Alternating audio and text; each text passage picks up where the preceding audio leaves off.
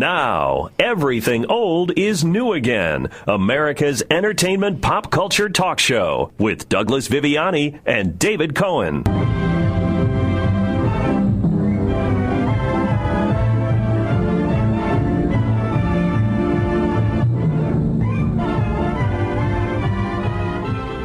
Welcome back to Everything Old is New Again. This is Douglas Viviani with the rather chic David Cohen across the desk.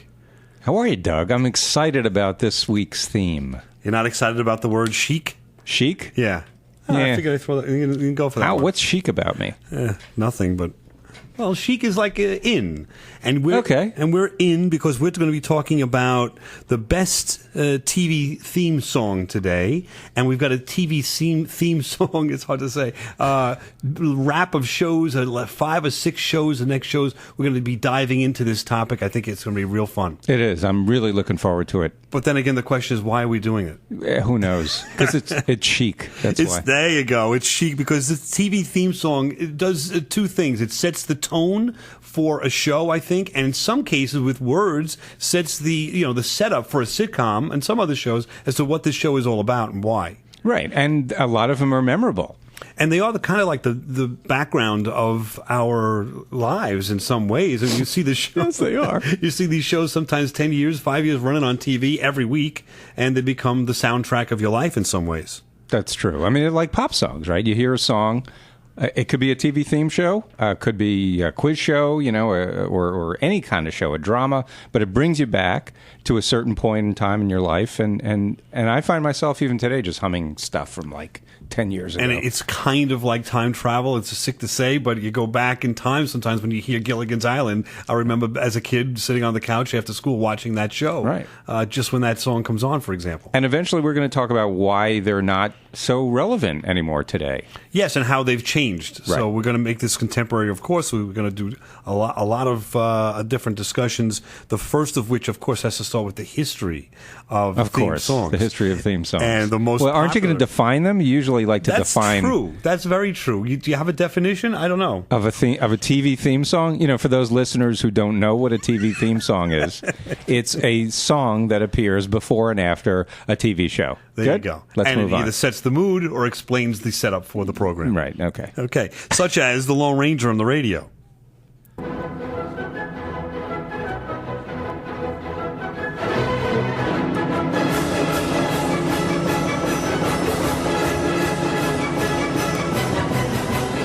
That definitely sets the tone for that show. I think you could almost hear the horses riding through the plains and the Lone Ranger coming to save the day through that theme song. And that's, of course, from the radio. It started the ball rolling, I would say, on theme songs and how important they are. When people heard that song back in the 30s and 40s, they associated that with this show, of course, the Lone Ranger, and they stayed to that station listening to the Lone Ranger until they heard the song again at the end of the episode. Right, but no one really knows what that song is. In itself, it was a classic... the William Tell Overture. It was a classic composition. But suddenly, when the Lone Ranger came around, it became the Lone Ranger theme. Exactly. And they just had a movie, Lone Ranger theme, a couple of years back, and there it was again. It's how many years? 80 years old from that incarnation. It certainly was created before then. Right. But the grandnephew of the Lone Ranger also had a very popular and recognizable theme song.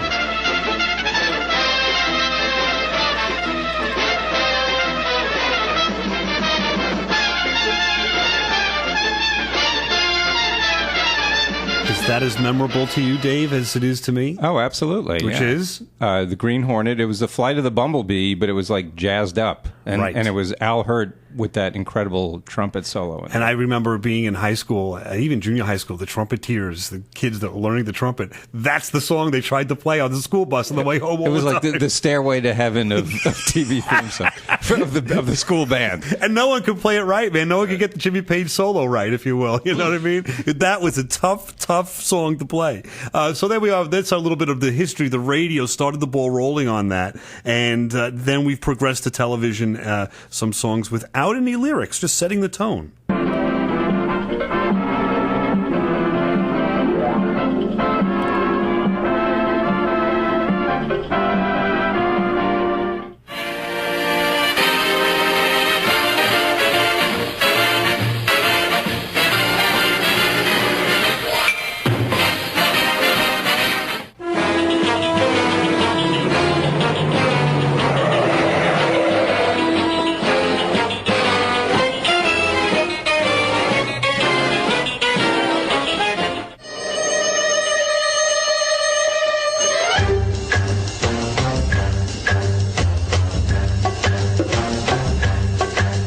Can you name those songs? Oh, of course. Go ahead. If I In remember order. them now. Yeah, he started with I Love Lucy. Okay. Then it was Dick Van Dyke. Yep. Then it was Get Smart There you go. and Mission Impossible. That actually gives me an idea. Maybe we should have a show where there's some kind of, maybe we'll have a listener or somebody come in to challenge us on these theme songs, like a game show, something like that. What do you think? That's a great idea. All right, we'll put that out there. If anybody wants to challenge, I guess I'll be the host and you'll be the contestant. How about that? Yes, And- I'll be the champ taking on the challenger. Exactly, because you've gotten everything right and then some so far today. It seems like Yeah. you're pretty good on this. Yeah, if it's trivial information that no one cares about, come to me. Ditto. So what? Either one of us. Exactly. So what will between the two of us we make up one perfect person that knows all pop culture. Right. Right. Send us an email at oldnewagain@aol.com or go to the website at everythingoldisnewagain.biz and send us an email that way. See, and I was thinking, do you prefer theme? Why is my voice cracking? Do you prefer theme songs that have no lyrics, or songs that do have lyrics? That's a good point because none of those had lyrics. Right. I, believe it or not, prefer the lyrics. I want to have, especially if it's a sitcom, I want to have the setup. I want to hear what's the show about. And sometimes they've done it in such a way that the song itself is funny. I like to hear it, like a Weird Al Yankovic type of thing, where you hear the song and set the tone with music and the exposition. So for you, without hearing the story sung about Gilligan's Island, you would go into that show really completely lost, not Especially- knowing yes. what end was up. Especially like season 3. And I've Season 3. I've heard the song, whatever it is, 30 times for the last 2 years, and now You season still had to be I reminded. Still need, I gotta have. So what kind of island? How do they get there? So you're saying that you really don't need the words? I'm pretty much saying that. Well, here's one that there are no words to that I think everyone listening knows. Let's see. You probably know it already. Oh, sure. The Ventures. Well, The Ventures was the group. Correct. Hawaii Five-0. There you go, and they still use that today On the new Hawaii New Five-0. Wi-Fi because everything old is new again. Without hesitation, we could say that clearly. That Oh, I thought you were going out to a commercial break. That was a great segue It out of the was. show. Well, 'Cause we everything have- old is new again. I'll do that again shortly. But I wanted to lay that out because that is a terrific, I think, theme song that sets the tone. And I think something else that we didn't mention that is instantly recognizable. Whether there's words or not, I think that's clearly important, no? I agree completely. Yeah, Even if you're a kid these days, right? You'll know that song. You've heard it. You may not associate it with a Hawaii Five-0 necessarily, unless you're watching the show today, but you know it Yeah, and I think there's another one that we'll go out on. I just want to hear a little bit here on this. because everything old is new again.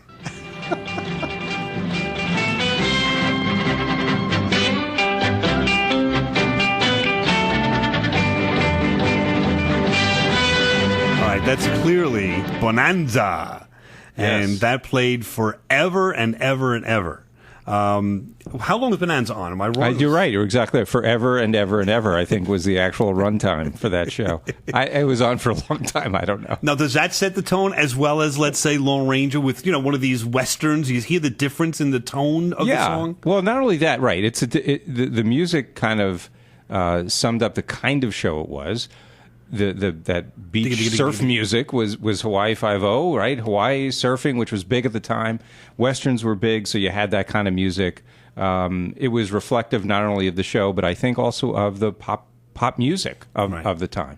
I also think it's pretty interesting the way music can, and we do overlook it, even background music in movies. But, that kind of leads into this also, because that sets the tone, and you kind of, if you watched ever saw a movie with no music, you'd have a totally different feel for this movie, let's say, than watching Jaws, let's say, with that song. Right, A exactly. distinctive song. Exactly. So the same thing, I think, on this.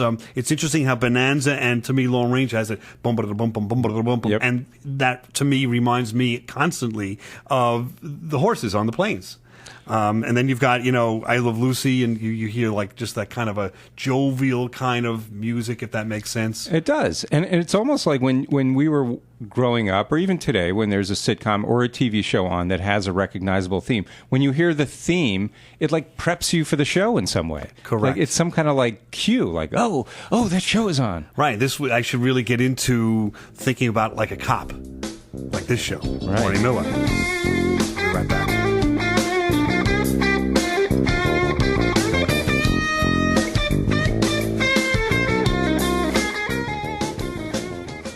You're listening to Everything Old is New Again, America's entertainment pop culture talk show with Douglas Viviani and David Cohen. Well, we're moving on now to the east side, to a deluxe apartment in the sky. We finally got a piece of the pie. Fish don't fry in the kitchen. Welcome back to Everything Old is New Again. We are discussing and having a rather detailed and intellectual conversation about TV theme songs. Exactly. That's from the Jeffersons. I will argue, you're going to argue against me on this one, I think. I will argue that theme song is great and better than the show. Oh, absolutely. I'm not going to okay. argue with you I there. thought you really were a big fan of the show. No, the show was okay. Yeah. The theme song, I thought you were going to say, was maybe the best theme song of all time. And I'd be hard-pressed to argue with you on that one. I will challenge you. And in fact, that's another one of our ideas that I think we should have a show about, and we will have a show about. Write us in if you want to hear and have a participation in what you think is the best TV theme show. Theme song. I can't get it right. TV theme song, TV theme song, There you TV go. theme song. And the email is oldnewagain@everythingoldis.com. Hello? everythingoldisnewagain.biz or That's good enough. newagain@AOL.com. Anyway, now we're talking about lyrics, and Yes. that sets the tone for the Jeffersons. What do you listen to that? You know they're moving on up. They're upwardly, more economically, having some fun with that, and they Right. move into their apartment and out of the. Of course, that is a sequel Spin-off to of a the spin-off of All in the Family. There you go. Right, the Jeffersons. Let's listen to a little bit of one of my favorites, and just really a great exposition as to what this show is all about. The end of the Civil War was near when quite accidentally a hero who sneezed abruptly ceased retreat and reversed it to victory. His Medal of Honor pleased and thrilled his proud little family group. While pinning it on, some blood was spilled, and so it was planned he'd command F Troop, where Indian fights are colorful sights and nobody takes a lickin', where pale face and red skin both turn. There we go. So I faded that I thought out. you were going to play the whole thing. He was close to the whole thing. Right. It's the whole thing, believe it or not, is a minute long. It's a minute into their show that That's they cool. took for that. I never understood the lyrics, Doug, to that until right now. And you laughed. I laugh because when you're hearing it on a TV, sometimes the lyrics just don't translate, especially when you're a kid. But so it's the hero who sneezed, abruptly seized retreat, Yes. and returned to victory. Correct. I never got that. And in the pilot, you see what happens is he's a bumbling fool, and he's on a horse. And he sneezes. Right. and suddenly, I know that reverse the whole, but the words themselves, I couldn't. Oh, it's so I got creative. tripped up on. And I'll tell you, even if you didn't know every word, you kind of mumbled through that part because there's a lot of words to that. Growing up, or if you are even a fan to this day of F Troop, you know every word and more. I didn't play the whole thing. You know the whole 1 minute. Still to this day, I don't know. I don't know where I send my mortgage check to, but I you know what I mean. I haven't memorized that, but I've memorized that song. Right. It's weird. And sad at the same time. Hello, I'm Mr. Ed. A horse is a horse, of course, and no one can talk to a horse, of course. That is, of course, unless the horse is the famous Mr. Ed. Go right to the source and ask the horse. He'll give you the answer that you endorse. He's always on a steady course. Talk to Mr. Ed. People yakety yak a streak and waste your time a day. Of course, But that's a little Mr. weird Ed if you will know that never show. speak Mr. Ed? unless he has something to Well, look, he was no Lancelot Link Synchro Chimp, but I like Mr. Ed. There's another show, a show about Talking animals. talking animals that were on TV. We've got a We few. should do 6 shows on talking animals, I think, too. Why not? We could do 6 hours. Come well, on. we simulate talking animals ourselves every week. So We've already done 50 of them. Yeah, 2 baboons in the studio. But that was a show. If you're not familiar with the '60s, that's not run on reruns too much. It was a show about a horse that talked. Right. And it was it was a great show, but it was like one set. This guy is standing next to the horse talking to him basically the whole show. Wilbur, right? Yes. Wilbur. Hello, Wilbur. But set the tone, let you know, just like this one does. You'll remember this one.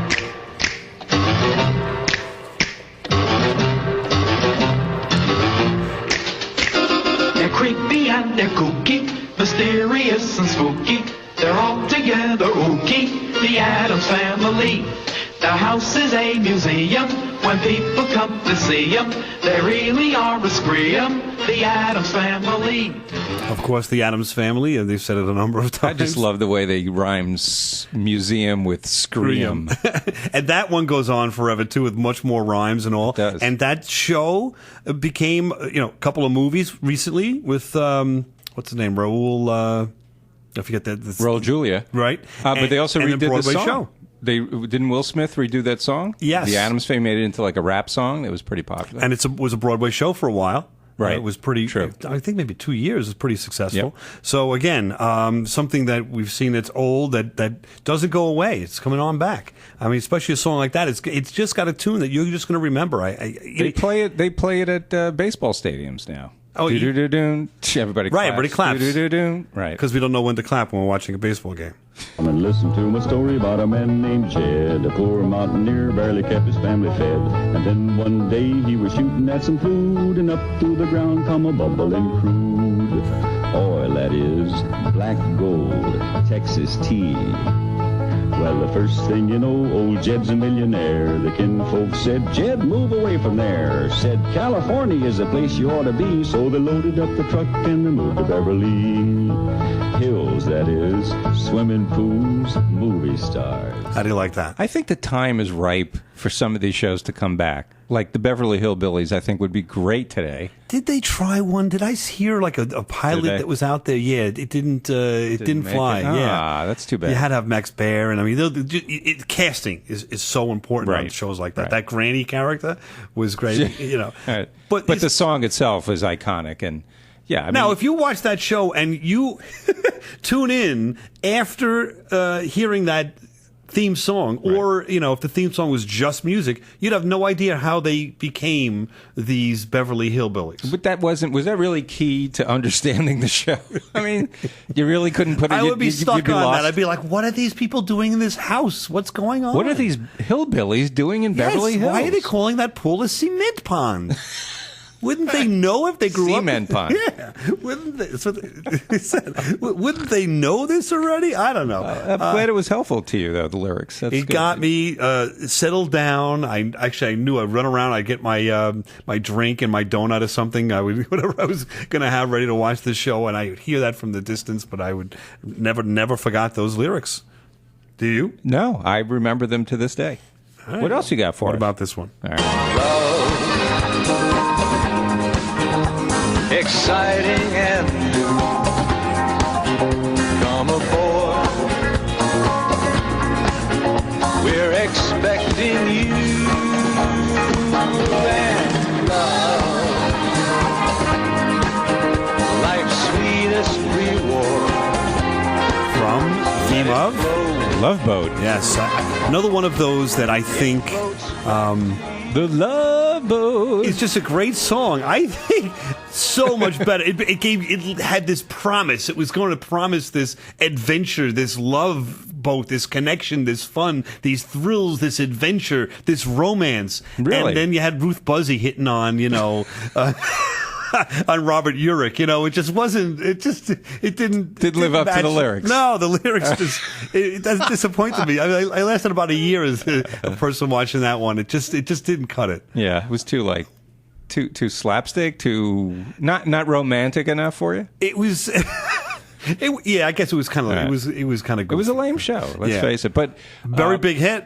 A big hit, and again, putting music back into the days of what pop culture and pop music was like back then. There was a disco base to that, if you noticed. Yes. And disco was coming into vogue, and why not, right? Why not set a TV theme show to that? Exactly. And I actually shouldn't complain. Anytime Ruth Buzzy's not hitting somebody with her pocketbook, I applaud. Only you and I know who Ruth Buzzy is, so... Does anybody know what this is? They call him Flipper, faster than lightning. No one you see is smarter than he. And we know Flipper lives in a world full of wonder, lying there under. Say, Charlie, why the arm in the sling? Yeah, I walked straight into that busted street sign in front of Frank's Automat. Well, you must have been really sore at him. You said it, pal. I said, say, what's a big idea making a fella trip out there? I was gonna sock him right in the kisser. He's all wet. Why, you ought to sue him, Charlie. I have half a mind to do just that. But where am I gonna get that kind of dough? Say, I know a fella just got me out of a big jam, and he didn't break the bank. You don't say. Yeah, the law office of Douglas Viviani. The law office of Douglas Viviani? That's right, the law office of Douglas Viviani. Viviani. That's what I said, Viviani. He a straight shooter? He's a cat's meow. He's on the up and up? Doug's ace is with me. Is that so? He's a bee's knees. Well, that's just swell. You have his number? You can call him at 631-681-1910 or email him at vivianilaw.com. Wait, what was that last part? What, email? Yeah, what's email? vivianilaw.com. Now, back to America's entertainment pop culture talk show. Everything old is new again with Douglas Viviani and David Cohen. Making your way in the world today takes everything you've got. Taking a break from all your worries sure would help a lot. Wouldn't you like to get away? Sometimes you wanna go where everybody knows your name. Welcome back to Everything Old is New Again. Don't you want to hear the remaining part of that song? Should we continue to play that? I would like to, but do we have enough time? That's the question. We don't, but that lends into the topic of this particular part of the show, is that there are theme songs from television shows that hit the Billboard charts. Right, and quite successfully, unintentionally in a lot of the in a lot of the later cases. I think originally part of the reason they were writing was to promote the show, that hopefully they would get a hit out of it, like Hawaii Five-0, right. Something that would be on the radio and people would listen to the show. But in this case, yeah, a lot of, I think what we're going to talk about here are songs that became hits that started with the TV show. Right, written for the TV show. Right. I mean, because later on, I think now we'll see later on down the line, there are shows that today they play music that had been created years ago and just kind of plop it in the beginning of the show. Exactly. Because it may set the tone, but that's about it. Right. There's no exposition whatsoever, of course. But with that, with Cheers, they were trying to set the tone as to what the show is going to be, and they're telling you about it in the song itself. But by the way, the song is catchy and fun to listen to. So it was a hit song, right? And it definitely was a hit song. I think it hit 3 in the charts at some point. This other one is one that you'll instantly recognize, I think.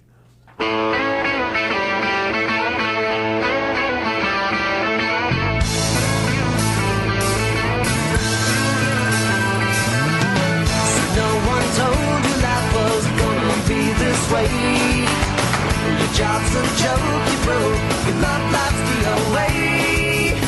It's like you're always stuck in second gear. Okay, now that is the theme from Friends, of course. Right. I don't know. You tell me, Dave. Did they write a whole song just for this show? Well, you know, how did that develop? Speaking of that, we should do another show about the stories behind these TV theme songs, because a lot of them are actually pretty interesting, believe it or not. Yeah, we will definitely do that. It's a great idea. We'll definitely do that. This one, for instance, was written. It was a 45-second spot. That's what introduced the show, and apparently there was some station manager in Nashville that started to play that 45-second spot 3 times in a row. So he would play it once and loop it 2 more times to make it a quote-unquote single, and started airing it on the radio station, and he was getting a lot of requests to play it. So the Rembrandts, the group that performed that, because of that, went into the studio and made a longer version of it, and subsequently became a hit song. And that was a number one hit. Right. It was definitely a number one hit from a TV show. So and, go ahead. Exactly. No, I was gonna say, there was just a snippet of it that caught fire, and they actually had to follow up and finish the darn song to get it out there. Isn't that wild? I said darn, by the way. You did did notice say darn. that? That was very good. I didn't say the other D word. I appreciate that. You're welcome. So do the censors.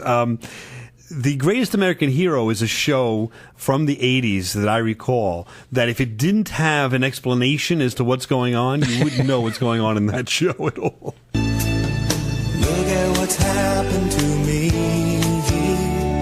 I can't believe it myself. Suddenly I'm up on top of the world. It should have been somebody else.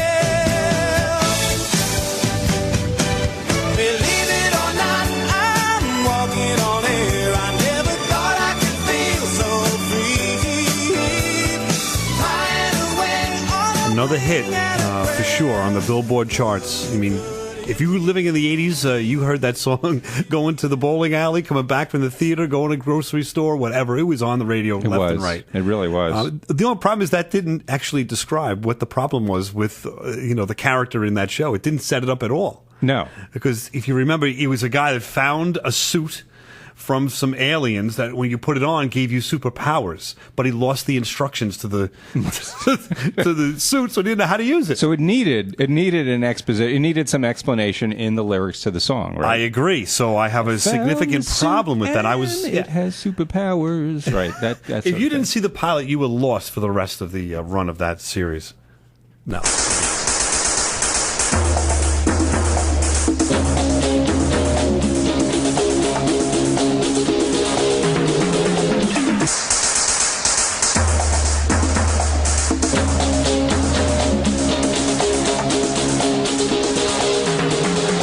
This one I can't believe was a big hit. It was. There's not much of a song there, or is it? But it's clearly 80s-ish, right, with all that techno kind of piano going on. Absolutely. And well, also the melody, I think, comes a little later Right. in the song. We True. didn't hear, but yes, it was absolutely a big hit, really big hit. Miami Vice, but Yes. it's more or less, to me, I think you could say clearly that is the soundtrack of the generation of the 80s. If you were to play one song for the 80s, or let's say top 10 songs to play to define the 80s, you put that on, because I remember going out, everyone's dressing like, what was the guy's name? Crocker and Tubbs? Right, with right. those, Crockett, yeah. you'd wear a sports coat Right. with a like a colored T-shirt Exactly. that never existed before that show. No, and those pastel colors. Yeah. Yes, from Miami and all this. That was the rage. That was everywhere. And some of I don't know if it was, you can say the reason for that was this theme song, but then you'd go out, you'd hear this theme song. You were in the in crowd. This was a cool show, a cool way to dress, cool way to act. And that theme song exemplified that. Right. Does that make sense? It does, absolutely. Set the tone for the show and everything. Yeah. Right. Unlike this one. This is a great one, but it's cool.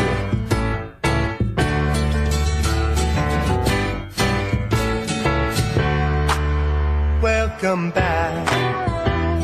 Your dreams were your ticket out. Welcome back to that same old place that you laughed about. Well, the names have all changed since you hung around, but those dreams have remained and they've turned around. Who'd have thought they'd lead you? I mean, you could listen to that song, Doug, right Doug, now. it's one of my favorite all-time songs. It is. Oh, there we go. It's an amazing song, and it makes me. It actually, for me, caught the theme of that show in a very emotional way, because I'm from Brooklyn originally, and every time I'd hear that song, I'd think back to my childhood. Welcome back, like going you then back to the moved, neighborhood. Just saying, because then you moved to Long Island as a kid. Right, exactly. I really left that part out. Yeah, I moved to Long Island, and I always missed living in Brooklyn. And every time I heard that song, it would bring back those memories. So, to me, it was, the show was really stupid itself. Yeah, another one. The theme song clearly was better than the Yeah. show. I mean, by far. Exactly.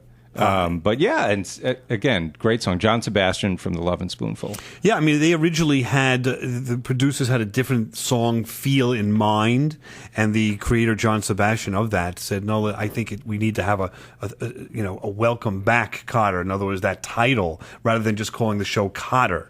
And the producers went along with that and said, you know what? We're going to change the name of the show because of this song, which is so beautiful. That's almost right. Yeah. You get pretty much. Not Well, where am I exactly, wrong but- on my Cliff Notes? Well, what happened was, again, we have to do this show now, this other show about the stories. You'll behind have to the tell. songs. We'll come right back because I hate to say this. Give us any chance, we'll take it. With us any rule, we'll break it. We're gonna make our dreams come true. Doing it our way, nothing's gonna turn us back. That's another great one. I'd hate to cut you off. Let's go I back got to that. cut story. off for Laverne and Shirley. That's what you did. Pretty to me. much, yeah. To me, we you do did have that. a show clock that we have to watch at some point. Someone does anyway. All right, so let me correct your mistake. Yes, please do. So the actual creators of that song, of the show, had titled it Kotter. They were actually looking for a song similar to a Lovin' Spoonful kind of song. Lovin' Spoonful was a popular group back in the 60s, more of like folk rock kind of stuff. So they actually reached out to John Sebastian. It was his group, Lovin' Spoonful, and they said, "John, write us a song." So he did very quickly. He couldn't rhyme anything with Kotter, Potter, hotter, just couldn't work it. So he went a completely different direction and started talking about welcoming back someone to an old neighborhood. They liked the song and the title so much that they changed the name of the title of the show, as you mentioned, from Kotter to Welcome Back Kotter, which John Sebastian wrote for them. That's an amplification of what I said is beautiful. But what did I say that was wrong? No, you Did I said get- that John Sebastian was the creator of the show and that they didn't show. want... I said the show. Yeah, Oh, and that's, that is a they mistake. didn't want a song. They wanted a completely different sounding song, you said. But they were actually looking for exactly that type of sound, the Lovin' Spoonful. Interesting. I got most of it right, but I stumbled. No, you got parts of it right. I think parts, but Well, it was a valiant effort. I'm glad to have you here to But explain that. Good to cut me off for Laverne and Shirley, though. Well, I'm going to cut Appreciate you off that. now for McHale's Navy. We'll be right back.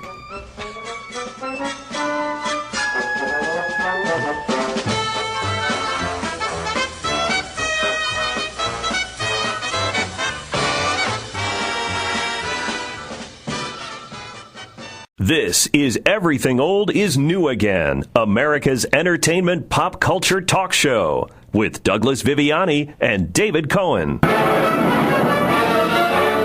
than a speeding bullet. More powerful than a locomotive. Able to leap tall buildings at a single bound. Look, up in the sky. It's a bird. It's a plane! It's Superman! Yes, it's Superman, strange visitor from another planet who came to Earth with powers and abilities far beyond those of mortal men. Welcome back to Everything Old is New Again. That's certainly not necessarily a song with expositions, a fella talking over the music, but that is iconic from the, I think it was 59, certainly in the 60s, Superman show. And that really... It helped explain the Superman show for you with the lyrics, right? Yes. And you wouldn't have gotten it otherwise. would not have known that he was faster than a speeding bullet. Would you? The More Flash power- was, but I didn't know the Superman was. Just to give you an idea. I guess. I didn't know that. It's important. As opposed to Laverne and Shirley, which we were talking about right before the break, was a show that had a explanation of what's going on. These two people are enjoying their day and lives in Milwaukee. Right. But believe it or not, that was a number one hit. Crazy, but Yeah. yes, it was. Schlemiel, Schlemazel, Hassenpfeffer Incorporated. Right. And we're stuck kind of in the right now in the 70s and 80s and 60s, and that's because certainly those years were the heyday of the TV sitcom, I would say. And Yeah, I think so. Some of the best or most recognizable, I'm going to put a compilation here together of Chico and the Man, Mary Tyler Moore Show, and Bob Newhart. They seem to be a little similar in some ways. Let's see if they, if you see that, let's see what I see.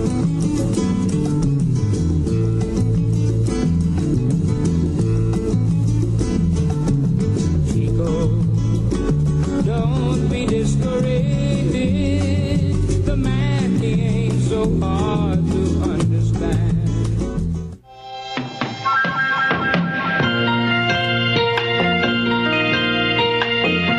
can turn the world on with her smile?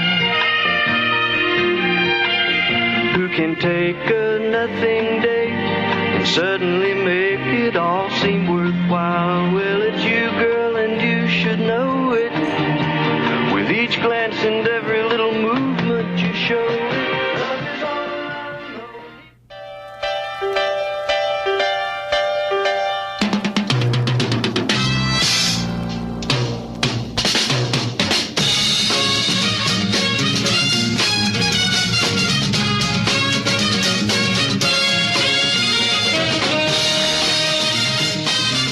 So those three songs were iconic in the 70s for TV shows that lasted a long time and were quite successful. Did they borrow from each other? Is there something connected between the two of them? Ladies and gentlemen, boys and girls, children of all ages, I am going to be introducing to you now the song stylings of the one and only young David Cohen. I like the young. In his hands. Yeah, thanks for saying young. Thank you. Yeah, so I'm going to demonstrate to you how those three songs, and I'm going to throw a fourth one in at the end, see if you can catch it, are all, purposely or not, based on a very similar chord structure. And I've got my little handy guitar here. I'm actually going to sing a little bit. Nice. I can carry a tune. I'm not a great vocalist, but you'll get the gist of it. All right. And I'm going to demonstrate for you and the listeners how those songs are very similar. So, just real quickly, they're based on two basic chords. This one and this one. And you can sing and play each song to those two chords. And what are they?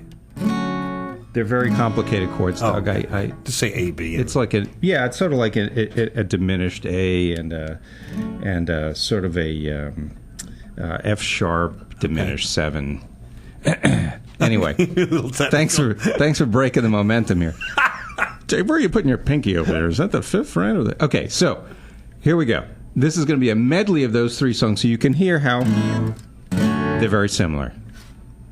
So Bob Newhart, I can't sing. I got to do the ba ba ba da da da da. But okay, here we go. Who can turn the world on with her smile? Who can take a nothing day and suddenly make it all seem worthwhile? Do do do do do do do do do do do do do do do do do do. Chico, don't be discouraged.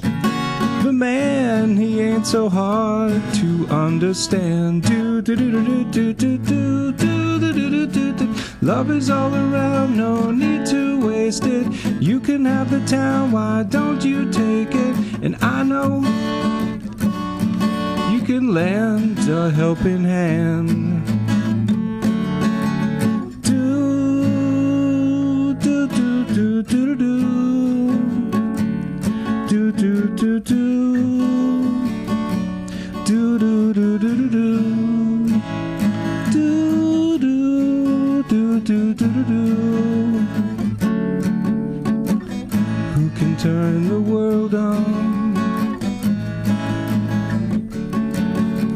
Yes, they will for Chico and the man. Do, do, do, do, do, do. Nice. There you go. So very similar songs based around the same chord structure. Did you get the little... Do, do, do, do, I did do, get that. I did. It's a fourth song. Which was, I think it's Alice? Yes, very good. Yeah, you told me ahead of time. I can't lie. Try to make you look good. I am not a genius when it comes to Alice. You know, Linda Lavin singing Alice. Right, in a diner all day long. But that was a great example. In other words, sometimes in today's world they call that a mash, right? Or a mashup. A mashup. Where you're putting, a number of songs together that have the same basic chord structure, and it doesn't, sound off because one song goes right into the other. Right. And so do you think that... it was a coincidence, or you think it was... Well, I can tell you that... this is coincidence or not, I don't know, but one of the people who worked on the Mary Tyler Moore Show also worked on the Bob Newhart Show, was responsible for creating that Bob Newhart theme. So he must have had that Mary Tyler Moore theme in his head Right. when he wrote the Bob Newhart theme. It's too coincidental. Right. The Chico and the Man's clearly different producers, different people involved. Jose Feliciano Right. wrote it. Yeah, I think that was just pure coincidence. And also And he has different that's- chords in there too. He adds a couple of chords that the other ones don't I was have. just playing a little snippet of the part that sounded like the others, but yeah, and that's on itself, in itself, is just a awesome song. Well, but as a musician, let me ask you a question. Is there, like they talk about comedy or they talk about stories, there's only a certain number of jokes, really. There's only a certain number of stories that are told. They're all the same basic, outline. Do you feel that in music that you've got that kind of thing where, one song can kind of borrow from another and build onto another? Nothing's really entirely 100% original. Oh, absolutely, yeah. Well, there's, it's been in the news lately about, who was it? One famous sitcom actor, Alan Thicke, his son Robin Thicke, Right. was sued by Marvin Gaye for his song Blurred Lines. So, Right. and they won, actually, in the lawsuit. So, yeah, that's going on today. It's been going on in history. The Beatles did it. Everybody borrows from someone else, so it's not unusual that sitcom songs also could sound similar. Right, which I think is interesting. Speaking of stars singing for us, let's just listen, besides Dave being the star of the show or this segment, let's also listen to the CSI theme.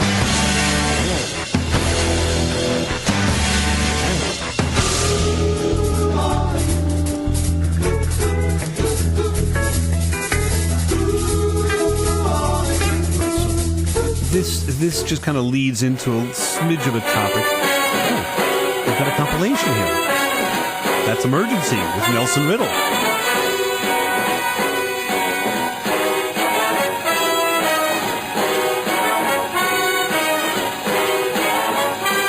The next one's The Equalizer with Stuart Copeland from The Police created this.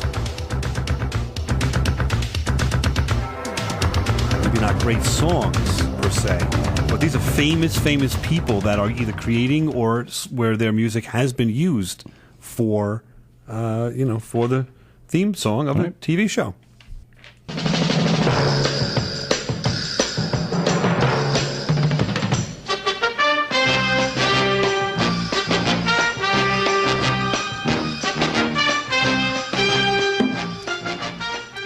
So if you'd like to hear young David Cohen produce and play more music, feel free to write us on Old New Again at everythingoldisnewagain.biz. I'm sure those requests will be flooding in. Old New Again at AOL.com. We'd love to hear more of that. That was a great little segment. I enjoyed that. Did you really? Yes. It was always good to be able to just sit back and relax and watch someone else sweat. A little while.